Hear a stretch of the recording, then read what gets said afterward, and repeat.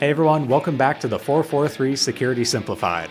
I'm your host, Mark Liberty, and joining me today is...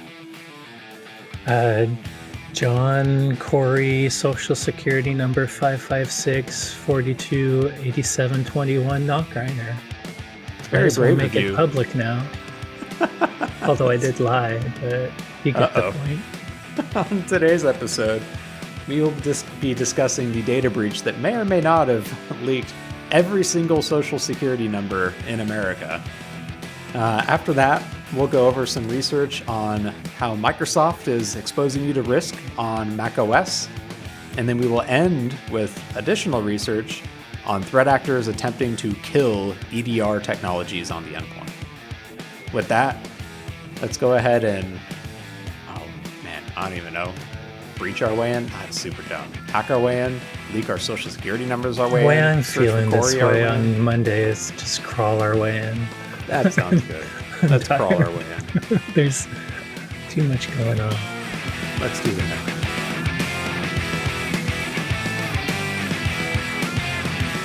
So let's start with the first story for this week, where this one made some pretty big news, actually over the course of like the entire first week of August, I think, is where I started seeing it percolate up. But basically, earlier this week, a background check service called National Public Data confirmed that an unnamed attacker had breached their networks and stolen a database containing hundreds of millions of social security numbers and other sensitive data. This all started back in April when a user under the name US DoD posted the database for sale for $3.5 million on the breached underground forum. But it was re-brought to the surface earlier this month when on August 6th, a user called Fenice posted the entire database for free on breach forums. The collection contains everything you'd expect from background check services like names, addresses, family relations, biometric information like eye color, height, race, social security numbers, like literally everything, to the tune of like 2.9 or 2.7, depending on your source, billion records in this collection. We should stop there just for a second, because my understanding is that I don't understand why, because national, it seems like it would be limited to the US. But I've seen some stories that say this includes UK and Canadian citizens too. But either way, just to get to that 2.9 or 2.7 billion number, there's only about 333 million people in the United States, including kids. I think there's something like 40 million in Canada and 60-some million in the UK. So altogether, I think that adds up to approximately 440 million records. So I just want to bring up that 2.9 billion, even if it includes Canada and the UK, has to have a lot of repeated information. And it might be the same field for every address for one person or something like that. I'm impressed, Corey. Within 30 seconds, you've brought more accuracy to this than a lot of online news publications that were reporting on it. Like you pointed out, there's a few that I saw over the course of the last 2 weeks where they were saying it was 2.7 billion people. And a couple of them even said 2.7 billion Americans, which is impossible. Like if you understand anything about the U.S. population size, like they would be implying that like every generation dating back to like the founding of the country. Even then, actually, that's a good. Any history majors out there? How many Americans have existed had 2.9 billion? How many generations back do you need to go back for that many Americans? I don't know the answer to that. I bet you we haven't even reached it, because before we took over this country, the Native Americans were pretty spread out for their population, and it would only have gotten smaller and smaller as time goes back. Yep, exactly. And so you are correct on that one. It's not 2 point whatever billion people. It's 2 point whatever billion records. And as you're showing on the highlight there, the famed like security researcher / breach expert Troy Hunt even wrote a pretty long form blog post on this. There are a few takeaways from his. Like he found 134 million unique email addresses, but he also pointed out that the majority of the records didn't actually have email addresses in them too. So there were even significantly more records. But like looking for just his name, he found like hundreds or thousands of records of just like Troy Hunt. everything including like previous addresses, phone numbers, things like that. So all of those add up to a massive number of records for a smaller subset of people. And I feel like a so what here, although that is 134 million email addresses, Equifax, I should do a lookup to find out for sure, but I think it was something like 134 or 135 million social security numbers that Equifax leaked a long time ago. Mm-hmm. Uh, was that in like 2017, 2019? But either way, you know, that data from Equifax, here we go, 2017, I guess they say 147 million social security numbers. But that, if you think about approximately 333 US citizens and you get rid of the children, they already leaked all our social security numbers a while ago. So, I mean, I hate that this data is out there, but in a sense, I feel like this is data that's been out there for ages. Like if you thought you had privacy, you should have known better from at least over a decade ago, because all of this stuff is leaked over and over before. I will say having all your previous addresses in one place might be useful to identity thieves. So there might be extra useful stuff, but everything to this speaks to identity thieves having information, and hopefully you mitigated that a decade ago by freezing your credit. Yeah. And But so I think you have a good point there. The difference that I've seen is, while it was 140 whatever million Americans for Equifax, this one they're claiming is just about every social security number ever in the US is included in this set. So 134 million emails, but there isn't always an email to social security yeah, number so this reference this in there. should have about 333 million social security numbers if that is true. Potentially more But for deceased people, I'm assuming. that's a good point. So there's like a few other things. Like first off, NPD finally did, or National Public Data finally put out a notice to, I'd say their customers, but in this case, it's not really their customers. It's the people they've collected information on that their customers will then use to do background checks. But they said that the incident occurred in December of 2023. They became aware of it in April, and it's just now in August that they're disclosing that this breach had occurred, which is not ideal.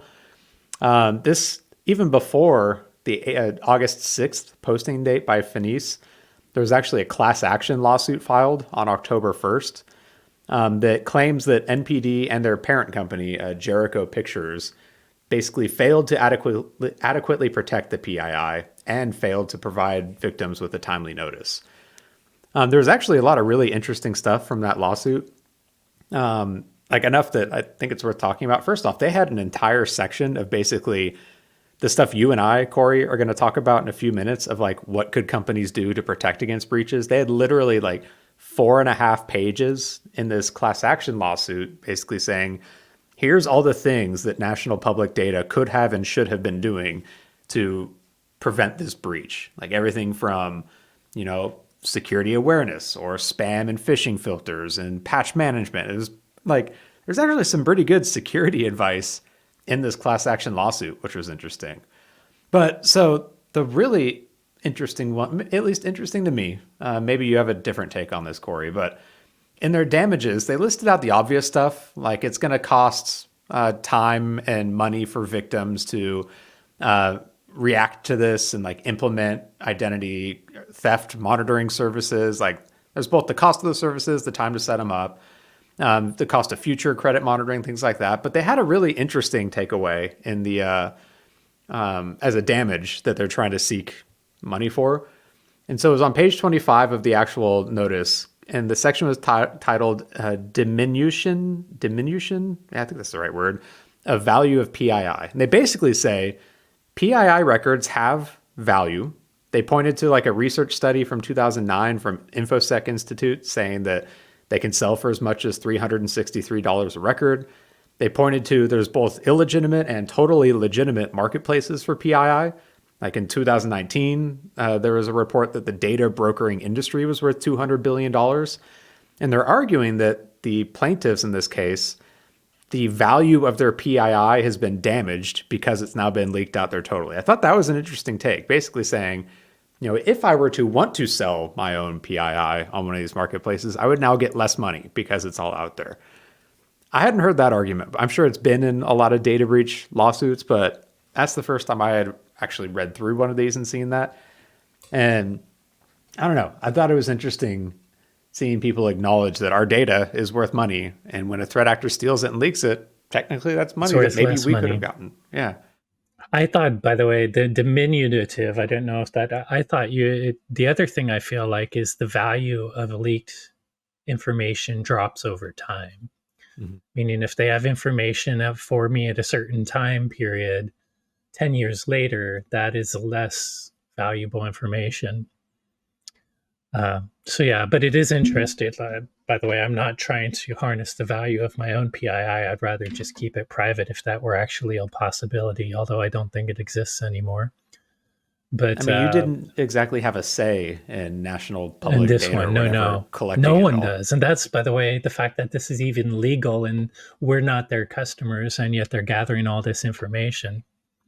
I did in one of the articles I shared at npd.pentester.com. Someone seems like they've hosted this database where you can search your own name if you want to. One of the interesting things, by the way, is, well, my name, it'd be interesting to see if anyone could even do it right. But my name is in this database. Things like the date of birth are not exactly right. And the other interesting thing is they don't have my current address. This would be great for me to remember addresses I had a long time ago that I've forgotten about. But interestingly, it seems to be uh, 5 or 6 years out of date, the information that I found.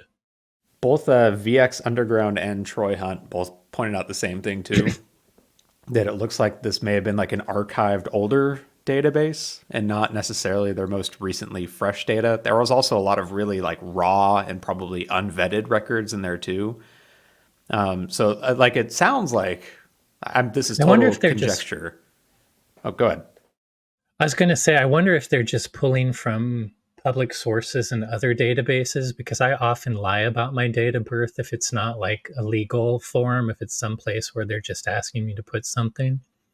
So just based Yeah, on some of the things that are slightly incorrect, I wonder if I'm sure they're gathering this from all kinds of different publicly available record. if And we anyone were to can't forget breach things like our address and stuff like that. Every time we make a home, we buy a home, that kind of data is actually public. yep. So there are places to get this information. To your point, I think if anyone ever breaches like Steam, the video game service, they're going to see that my date of birth is like 100 years ago because that's just what I select from the drop downs by default. Yeah.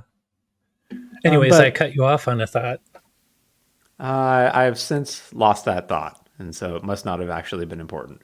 But like the last takeaway from this, and it's something you and I have discussed a few times, but it really feels like actually two takeaways. First off, I think this is just absolute proof that we need privacy regulations in the US. Like if a company can go and collect all of this data against our will and then leak it out, all of it, because of a cyber incident, that proves there aren't enough incentives and controls around protecting that data within the United States.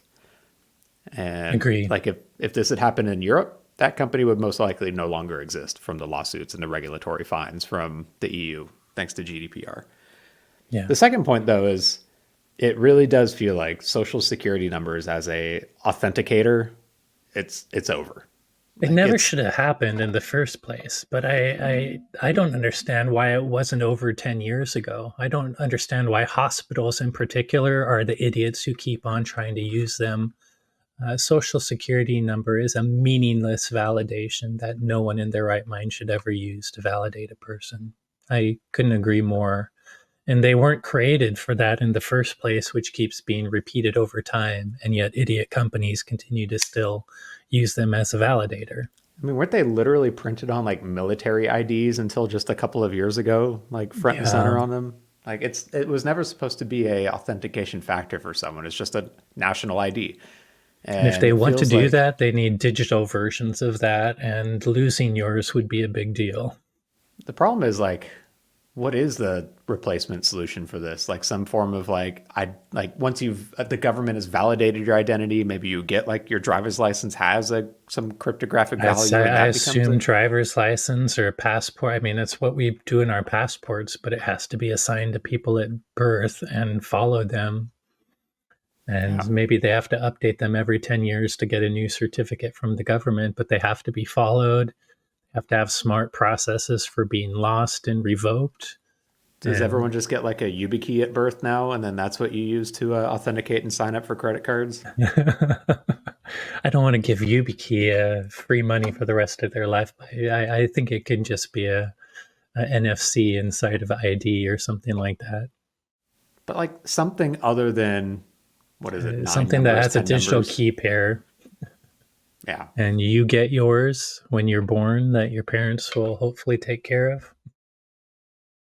Either way, something's got to Yeah, change because, like you said, like my credit is just permanently frozen now, and I unfreeze it for 48 hours if I do need to go do a credit pull it somewhere. is And that, irritating. I like that they have the 1 or 2 week option when I don't know exactly when someone's going to do a check. But yeah, I did. I like in this day and age, I just don't think you have live credit. Mine is frozen all the time, and I have to go to. And really, this is another that should be regulated. Why are there only 3 different places that have this type of validation? And if there are 3 different places, why do I have to go to all of them to unfreeze? There should be some coordination among them. The government needs to step in and frankly, those credit agencies were the ones that started all this leaking, at least Equifax. So they screwed up on our behalf a long time ago, which we had no control over. So it was really irritating that we have to use them to protect ourselves too when they yep, don't have any regulated, easy process. They're all different. should run for president or maybe like president of like the consumer whatever bureau to at least make some of these changes. It'd be nice. I don't know if I'm the right person to do it, but man, I'm sick of it. Something's But got to yes, change. free. I mean, the takeaway is freeze your credit. It sucks. It sucks when you want to take out a loan or get a different credit card. If you're established and not young, it's less a big deal because hopefully you're not doing that often. But it's worth the pain in the ass with all of this data out there. 100%. So moving on, there was a cool research post that came out literally this morning as we're recording this from the folks Yeah, over at pretty Cisco deep one. Talos, where they posted a blog describing 8 vulnerabilities in various Microsoft applications for macOS that could allow adversaries to gain the app's permissions, including things like microphone access, camera access, file system access, or even sending emails on the victim's behalf without them knowing. So they started by going over how macOS does permissions. They call it the Transparency, Consent, and Control, or TCC framework. If you've got an Apple computer, you've definitely seen this before when you launch a new application, a little Share a pop-up. screen in Teams or in I don't know, VNC or something. Or Yep. Really, they've got a list of like sensitive resources. And if a application requests access to one of those resources, you'll get a little pop-up where you have to explicitly provide consent for that application to access that resource. and hopefully, apps are not often called malevolent apps, as is the example in their blog. Exactly. That would be a There's a tip off that whole something weird is going on, there's a but at whole least list of it's these malevolent. resources. Yeah, at least it's malevolent. Under your security and privacy settings, you can see all of them. It's things like microphone and camera, screen recording, file system access, Bluetooth, It's mail, pretty contacts, deep. photos. Yeah. Even like Like it's accessibility, which is a pretty powerful one too. All of them are things where you have to explicitly grant permission to an application before it can access that resource. Now, when a user grants that permission, they either do it by hitting allow on that pop-up or by going into the settings and toggling the little toggle box for it. That then allows that access to, or that app to perpetually have access to that resource. One other bit of background information on macOS apps, especially ones delivered through the App Store, they require something called sandboxing, where basically these sandboxed apps have a manifest of what are called entitlements.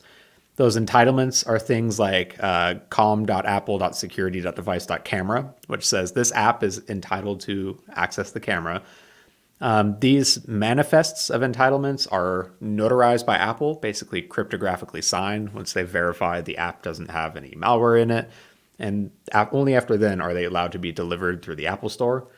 That entitlement controls what permissions the app can request. It doesn't like directly give them access to the camera as soon as you install it. It just says the app is allowed to ask the user for permissions to access the camera. Once the user has consented to those permissions, the app can now use that. So there's that manifest includes all sorts of different entitlements. There's even additional entitlements if the app is running in a hardened runtime, which includes some additional protections against like common application exploit techniques. For example, under hardened runtimes, any apps that have like higher risk actions, like any just-in-time compilation or loading untrusted libraries, must explicitly declare these capabilities in the entitlement manifest that Apple reviews and signs before the app can be delivered. So basically, long story short, an app can't even make a request for one of these protected resources unless it has that entitlement notarized. And as Cisco noted, the effectiveness of this whole TCC framework really depends on applications reasonably handling the permissions they receive, because macOS trusts applications to self-police all of their permissions they've been granted. So their research focused on a form of attack called library injection, basically tricking an application that has a certain set of entitlements to load up another library under the attacker's control, or at least one that they had delivered to the endpoint. So all of the applications in question, which were basically every Office application, and then 3 apps related to Microsoft Teams, all of them had this special entitlement called like load untrusted libraries or something along those points. Basically, by default, an application can only load libraries that are either signed by the application's author or signed by Apple themselves, unless they have this special entitlement. Disable library validation. That's it. And if they have that one, then they can load other libraries potentially. So it's a bit of a risky one to have in the manifest. And Microsoft had it included in basically all of their macOS apps. Now, Cisco TALOS found that you couldn't just, drop a library in the application's directory on macOS. That's actually protected as soon as the application executes. You can't modify anything in there without having a specific entitlement as well for whatever app is trying to do it. But what they found, though, is that here's the overall scenario. So, Corey, let's say you go and download Microsoft Office onto your Mac. You go ahead and open up Word, and you grant it permissions to access your file system and maybe your photos and maybe a few other interesting or sensitive resources. That app, when you install it, it goes into the applications directory on macOS, same as all other apps. And as soon as you execute it, you can't modify any libraries in there. It loads libraries relative to the application, so from that directory, but you cannot modify any of them. Or when I say you, I mean a malicious application can't do that. What they found, though, is a malicious application can copy Microsoft Word to the temp directory, modify the libraries in that copy, and then run Microsoft Word out of the temp directory. That copy of it still has the original permission set, but now it loads up a library the attacker was able to modify, and now that attacker-controlled library has all that permission set. So Word may not have been the best example, like Teams obviously has microphone and camera access and screen sharing access, even screen control access in some cases. And so just following this simple attack path could grant any application on a machine that has Microsoft applications installed to gain those permissions pretty trivially. So funny enough, Microsoft said this is a low severity or low risk issue, and we're not going to fix any of them. They did secretly go fix a handful of them, so the Teams one specifically, and OneNote as well. But Excel, Outlook, PowerPoint, and Word are all still vulnerable to this type of attack, where a malicious app can just copy them into the temp directory, modify them, run them, and their malicious DLL they injected in there will be able to have all their permissions. Thought this was interesting. I disagree with Microsoft's assessment that this is low risk. I think there are some caveats to it. So you do still need permissions at least locally to copy those applications. Maybe not elevated permissions, but you still need access to the system. And this, at the end of the day, really only grants access to resources that were in that entitlements manifest, which are still hopefully somewhat limited. But at the same time, all this can be fixed by just removing that disable Yeah, that library disable validation one. one. But don't they And say they need it? I am trying to find where I didn't they so claim somewhere? Microsoft didn't say anything, but Talos assumes that they need it to support like plugins signed by third-party developers. But they pointed out that as far as Talos was able to find, the only plugins available for Office applications are web-based.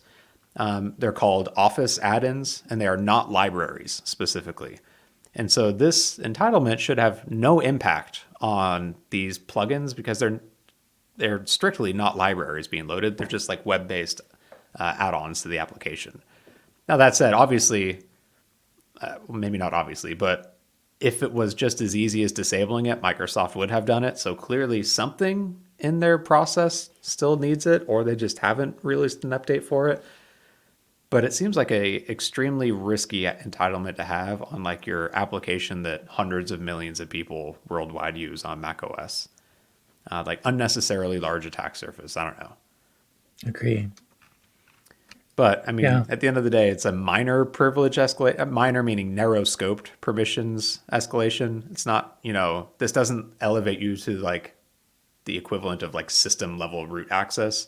It just means that a malicious app can get access to like your camera and microphone and It stuff. also Just a little feels like it sketchy. needs some local, like you need to be able to run things locally in the first place. But it is a big deal. I do like that we have operating systems that have, I feel like mobile started this with the privilege for every different setting, but it's nice to have operating systems that are trying to do this, even though it is a pain in the butt when you launch Teams for the first time on an update and have to give permissions. But I still like that over the alternative of that app just can do whatever the heck it wants Whatever it by wants. default. Yeah. It would be nice if Microsoft fixed this by getting rid of that one setting. And to be clear, Talos also recommended maybe Mac, like Apple, can implement a change where anytime a application wants to load a third-party plugin, maybe it requests permissions specifically for that one. Then I think that does get a little messy, and like the average end user has no idea what library XYZ is going to be doing, so there'd have to be some like dumb human, not dumb human, but dumbed down human readable description of what the heck's going on. But maybe there is some middle ground that also involves an update from Apple to lock this down as well too. I don't know.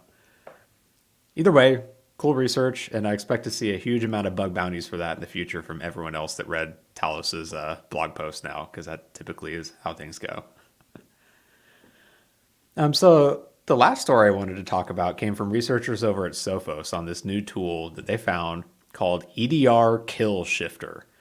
That they found threat actors were using to target EDR systems while deploying ransomware. They discovered it in an attempted ransomware attack back in May, where attackers used this tool to disable the EDR tool on the affected endpoint before trying to execute the Ransom Hub ransomware variant.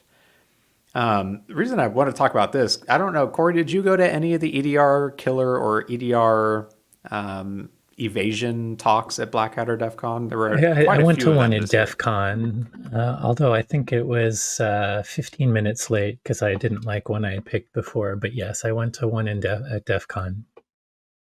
It seems like an interesting topic because these like EDR technologies are designed to catch the threats that your traditional endpoint miss. So they need like a lot of visibility on the endpoint, and they can be that really final backstop against a successful attack. And so if a tool is able to go and disable EDR, they're potentially disabling literally the last line of defense on that endpoint. Yeah. So this, Although they typically, I mean, we talked about this with the CrowdStrike issue, but that's one of the reasons they typically have some sort of kernel mode driver because they have to watch and thus protect themselves at a much lower level than the average user land application. yep, All right. If they're trying to protect themselves well, anyways. correct.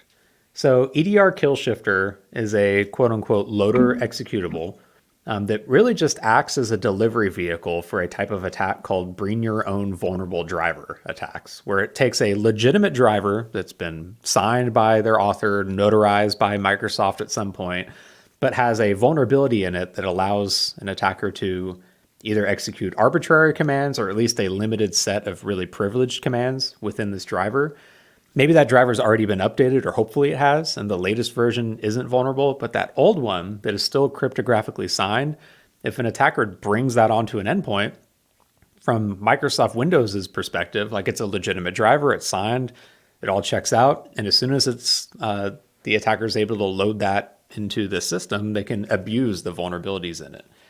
It wasn't necessarily a driver, but one example, what was the MSP attack that happened through Kaseya Kaseya? VSA? Yep. Yeah, it's similar. Like if you think about that, they brought their own vulnerable version of Microsoft Defender that was old. So kind of the same concept, replacing a legitimate thing with the older version, either to exploit a vulnerability or to get past something the older version didn't do.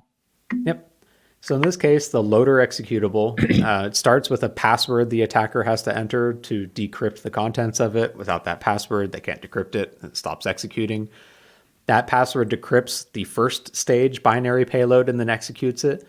That binary payload is responsible for grabbing the final payload, which is written in Golang, and a driver, a vulnerable driver, drops them into a temp folder, and then creates a new service, starts the service, loads up that driver, and then endlessly loops through the currently running processes and uses the driver to terminate processes if their name appears in a hard-coded list of targets. Now, you do Did you need, oh, go ahead? just last bit, you do need elevated privileges on the endpoint in order to load that driver. Like a normal user, that the non-administrative user can't just load random drivers on Windows. You have to have local admin in order to do that. So this assumes they've at least elevated the privileges.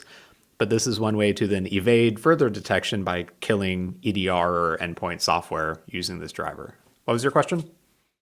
I was going to say, they mention a hard coded list a lot, they being Sophos's researchers. Did they have any list that they shared? I do notice they shared also, this isn't the first time this type of AV or EDR killer existed. They shared places on the underground where people have sold them before. And I have found lists of the targets for some of them, but I'm not sure if they're the same targets for this particular one. So the question is, did they share a list of targets for this specific EDR killer? They did not in any of their threat intelligence sources that they maintain. I'd have to You can imagine that see, I it mean, is they're the same most. old folks. I Yep. mean, luckily we haven't shown up on the lists I've seen online before, but a lot of the common products do show up there. Yep. So there's actually some good news for WatchGuard EPDR customers and technically AD360 customers. The next agent update, which is currently in beta, includes a new feature specifically designed to block vulnerable drivers as a protection feature. Basically, just as a protection feature, we maintain a list of known vulnerable drivers, and we do not allow them to be loaded onto a machine and executed if you have that turned on. It's That one's in lovely. beta right now, and that's, I think, probably the best protection you have against something like this. Because at the end of the day, it is our job to maintain and make sure that you've got the right knowledge updates for your protection software, so we can keep that list updated instead of you having to manually go in and, I don't know, block it with App Locker or something, if that even works on drivers. And Sophos, I Um, think, mentions, I agree, it's probably the best not to let these drivers load. So making sure only signed, known good drivers load. But the programs can have tamper protection, which our product does. You know, even a malicious user could try to kill our processes, but we have tamper protection to protect against that, even from a system user, and to have for the process to monitor itself and to restart, blah blah blah. So hopefully, and most also they security did, software on an endpoint has tamper protection like that. yep. And then reiterating that you do still need admin privileges to load a driver. So protecting administrative credentials on the endpoint is important too. So maybe don't give local admin to your users. That'd be a good step. But either way, I mean, it seems like attackers are really focusing on killing EDR now because it is becoming a more widespread and widely Cat used and mouse, defensive cat and tool. mouse. Every time there's a new tool, they try to find a way around it. Where does this end, Corey? Does it end with Microsoft Windows being like macOS, where they don't expose kernel space, they expose APIs, and now attackers Maybe. need to find like a root level like jailbreak to even Maybe get it kernel never level ends access? and it's just machines doing the attacking and defending, so we it's constantly cat and mouse in the background, hopefully unsupervised. Hey, if the As long as AI cyber challenge was anything to go off of, maybe that future is coming at some point. But either way, interesting week so far. very interesting week and cool research from a couple of those folks. Hopefully, I don't know about you, Corey. I'm hoping the rest of this week is boring when it comes to cybersecurity. I need to do my governance day job. So yes, it'd be nice if we had a little boring break for once. 100%. Hey everyone, thanks again for listening. As always, if you enjoyed today's episode, don't forget to rate, review, and subscribe. If you have any questions on today's topics, suggestions for future episode topics, or if you know how many human beings have lived in the United States since its inception, because I am curious on that, you can reach out to us on Instagram. We're at watchguard_technologies. Thanks again for listening, and you will hear from us next week.